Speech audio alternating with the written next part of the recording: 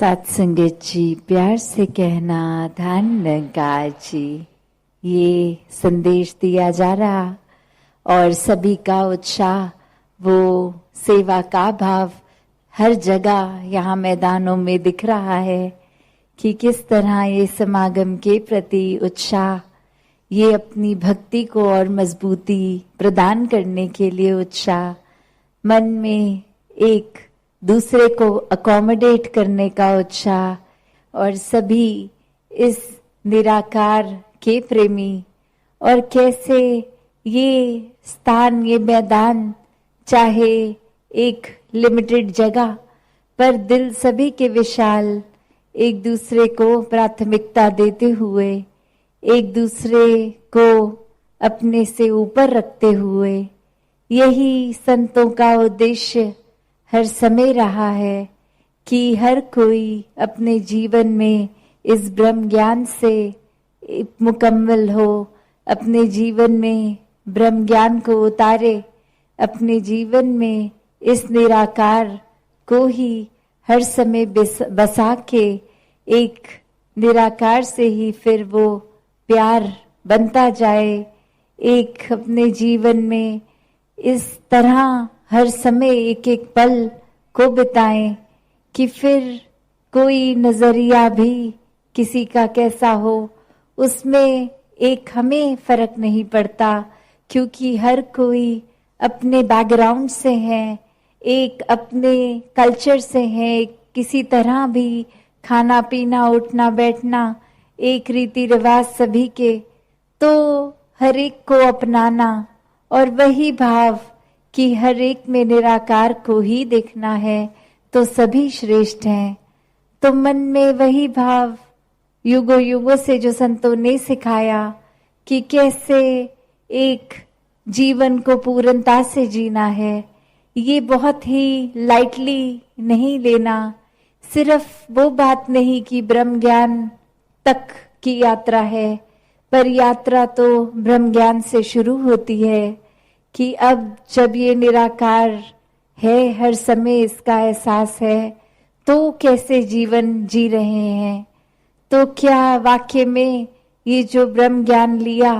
वो समझ आया, उसको जीवन में उतारा, या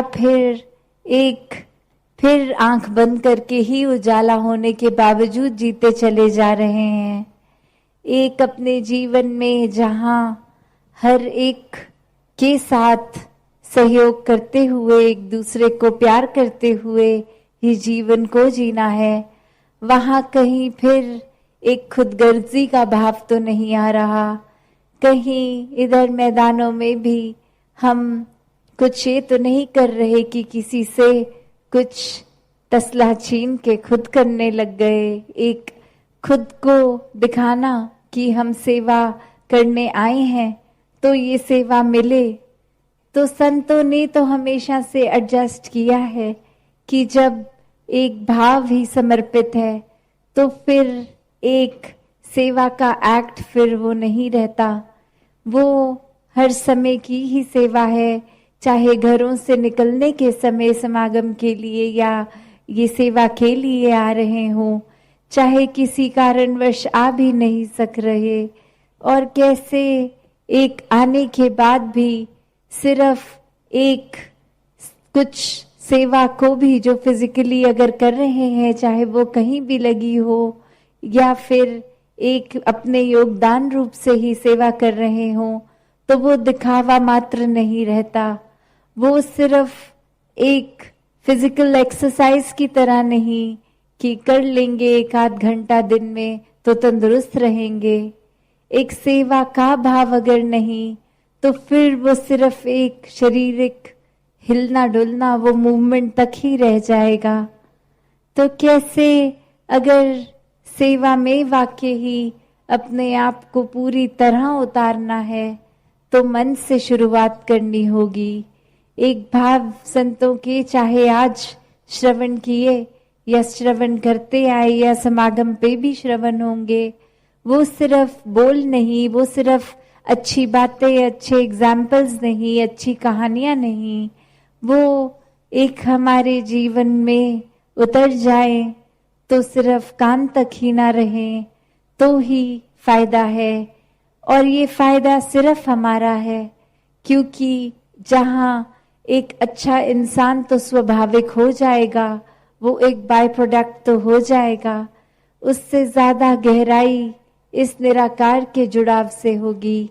कि जितना ज्यादा ये संतों की वाणी को श्रवण करेंगे, तभी नाम भी सत्संग है कि सत्य का संग, कि जो इस सच से जुड़ता है, जो भी ये संतों से जुड़ा है, उनके विचारों को, भावों को एक तवज्जो देना, और सिर्फ एक कुछ पलों की इम्पोर्टेंस नहीं, एक वाक्य ही जीवन में उन बातों पर उतरना है, तो वाक्य में ये मन भी निराकार से और ज्यादा जुड़ेगा। तो किस तरह संतों ने हर समय, चाहे कोई भी युग हो, एक जहां ब्रह्म ज्ञान इस निराकार को महत्वता दी है, एक निराकार से जुड़ने के बाद इंसानियत एक स्वाभाविक रूप ले लेना, इस इंसान में वो गुणों को महत्वता दी है, वही साथ में जिक्र हर समय किसी ना किसी तरह से सेवा, सुमिरन और सत्संग का ही आता है। और वो यही भाव कि सुमिरन जहाँ एक वो हमें कन्वीनियंस है कि 24 घंटे करा जा सकता है, किसी भी पल, एक किसी भी परिस्थिति में, सिर्फ ये मन का असली रूप में निराकार से जुड़ना हो, वो सिर्फ शब्दों तक ही वो 3 वाक्य की तरह ना करें, एक अरदास हर समय भक्त की इस निराकार से जुड़ाव के बाद वो सिमरन रूप हमेशा का, जहाँ सेवा भी एक कुछ लिमिटेड घंटों की नहीं, एक हर समय की, कहीं भी हो, घर में, बाहर, सत्संग में, एक स्कूल में, अपने ऑफिसेज में, कहीं पे भी हो, तो वो भाव भी सेवा का एक प्राथमिकता बनते हुए बहुत ही श्रेष्ठ भाव। और जो सत्संग की बात आती है, उसमें तो चाहे ये फिर भी बात घंटों में की जा सकती है कि सत्संग का निर्धारित समय है, उसी में संतों को सुनना है, तो वो समय भी हम कैसे बिता रहे हैं? क्या सिर्फ आए सत्संग पंडाल तक और फिर इधर उधर ही ध्यान रहा, या फिर आकर भी एक सत्संग में हम आए और कोई एक्टिविटीज में लग गए जो बाद में भी की जा सकती हैं, या फिर कुछ महात्मा जो कह रहे हैं अगर हम उनको वैसे पर्सनली जानते हैं,